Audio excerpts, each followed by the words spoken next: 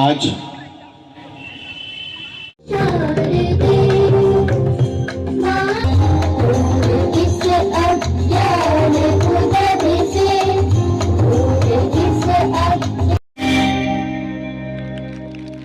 आए हैं और आहुति दे के जाएंगे। आता तो खाली है और जाता भी खाली है।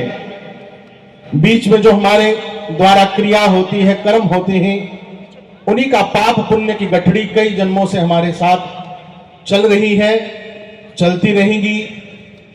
और अगर उन्हीं कर्मों को हम भगवान को अर्पित करते हुए सावधान पूर्वक अपना व्यवहार अपने घर में, अपने परिवार में, अपने बच्चों में, अपनी नगरी में, अपनी बस्ती में करें तो महाराज ये हिंदू जो कहते हैं सोया है, ये सोया नहीं, ये जागा हुआ है।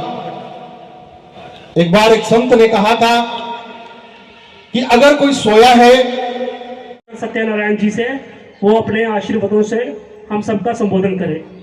महाराज सत्यनारायण दास बार बार सुनाया, थोड़ी सी चेतना हुई, फिर महाराज बेहोश हो गए।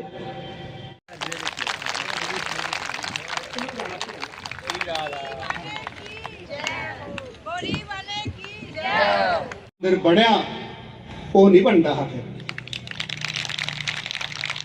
राम मंदिर ता बनया कि अस जगह दे है, अस जगह दे है तो संगत हम अपनी उस दिव्य भगवान की कथाओं को, चरित्रों को सुन करके अपने जीवन में कुछ ऐसे नियम लागू कर लें कि हमें दूसरे से उलझने की बजाय अपने आप को श्रेष्ठ बनाना है।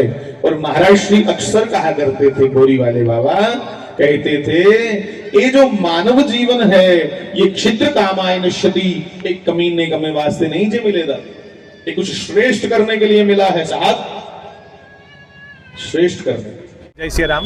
हिंदू महासम्मेलन का उद्देश्य यही है कि प्रत्येक घर अपने बच्चों को सांस्कृतिक वातावरण में उनका जीवन ऐसा चलाए कि हर घर में पारंपरिक बातें हों और युवा मजबूत हों, और मजबूत युवा होने के साथ साथ धार्मिक युवा हों, ताकि हमारा देश जो पश्चिमी सभ्यता की ओर जा रहा है, अब वो भारत की अपनी पहचान है, हम क्यों किसी की नकल करें।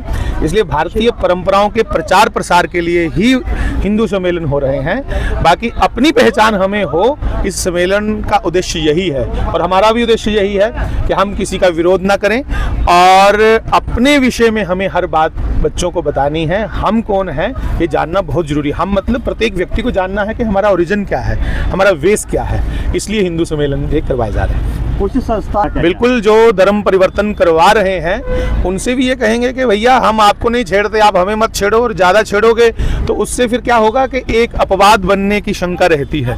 तो यही कहेंगे कि ठीक है, हर परंपरा अपनी अपनी जगह सही है, पर एक दूसरे से छेड़खानी ना की जाए, बड़ी सौहार्दता के साथ हम सब बढ़ें आगे, और आगे बढ़ना ही एक उद्देश्य है। आगे बढ़ना मतलब मानव से ईश्वर तक पहुंचने की परंपरा है भारतीय परंपरा, कि मानव अपनी साधना से, अपने कर्म से ईश्वर को पहचाने।